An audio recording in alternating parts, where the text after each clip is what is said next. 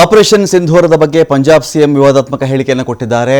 ಲುಧಿಯಾನ್ by ಎಲೆಕ್ಷನ್ನಲ್ಲಿ BJP ಮತಯಾಚನೆ ಮಾಡ್ತಾ ಇದೆ.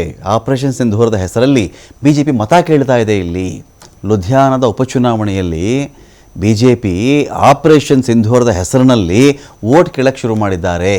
ಬಿಜೆಪಿ ಆ ಮೂಲಕ ವೋಟ್ ಕೇಳ್ತಾ ಇದೆ. ಇಲ್ಲಿ ಬಿಜೆಪಿಗರು ಸಿಂಧೂರವನ್ನು ತಮಾಷೆಯಾಗಿ ನೋಡ್ತಾ ಇದ್ದಾರೆ. ಇವರು ಭಾರತೀಯ ಮಹಿಳೆಯರ ಸಿಂಧೂರ ಹೋದಂಥ ವಿಚಾರವನ್ನು ಬಿಜೆಪಿಯವರು ತಮಾಷೆ ಆಗಿಬಿಟ್ಟಿದೆ ಅವರಿಗಿದು.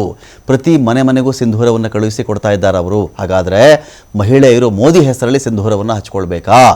ಇದು ಒಂದು ದೇಶ ಒಬ್ಬ ಗಂಡ ಯೋಜನೆಯ, ಒಂದು ದೇಶ ಒಂದು ಗಂಡ ಅನ್ನೋ ಯೋಜನೆಯ ಇದು ಅಂಥೇಳಿ ಭಗವಂತ ಮಾನ್ ಮಾತಾಡ್ಬಿಟ್ಟಿದ್ದಾರೆ.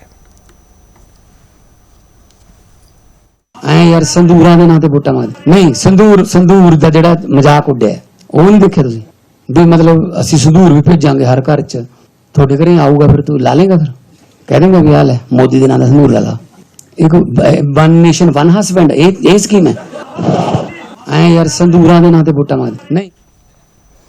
ಪಾಕಿಸ್ತಾನದಲ್ಲಿ ಮತ್ತೊಬ್ಬ ಉಗ್ರ ನಿಗೂಢವಾಗಿ ಸಾವನ್ನಪ್ಪಿದ್ದಾನೆ. ಮತ್ತೆ ಪತರಗುಟ್ಟಿದೆ ಪಾಕಿಸ್ತಾನದ ಭಯೋತ್ಪಾದಕರು ಪದರಗುಡ್ತಾ ಇದ್ದಾರಲ್ಲಿ. ಜೈಷ್ ಸಂಘಟನೆಯ ಉಗ್ರ ಅಬ್ದುಲ್ ಅಜೀಜ್ ಫಿನಿಶ್ ಆಗಿರೋದು. ಬಹವಾಲ್ಪುರಲ್ಲಿ ಅನುಮಾನಾಸ್ಪದವಾಗಿ ಇವನು ಸಾವನ್ನಪ್ಪಿದ್ದಾನೆ. ಅನುಮಾನಾಸ್ಪದವೋ, ಇವನ್ಯಾರು ಕೊಂದು ಹಾಕಿದ್ದಾರೋ, ಇವನೇ ಸತ್ತೋದ್ನೋ ಗೊತ್ತಿಲ್ಲ, ಒಟ್ಟಲ್ಲಿ ಸತ್ತ ಅಷ್ಟೇ. ಹೃದಯಾಘಾತದಿಂದ ಸತ್ತು ಹೋಗಿದ್ದಾನೆ ಅಂಥೇಳಿ ಪಾಕಿಸ್ತಾನ ಹೇಳ್ತಾ ಇದೆ. ಆದರೆ ಪಾಕಿಸ್ತಾನದ ಪೊಲೀಸರಿಗೆ ಇವನ ಬಗ್ಗೆ ಸುಳಿವೇ ನಟಗಿಲ್ಲ ಅಂತ.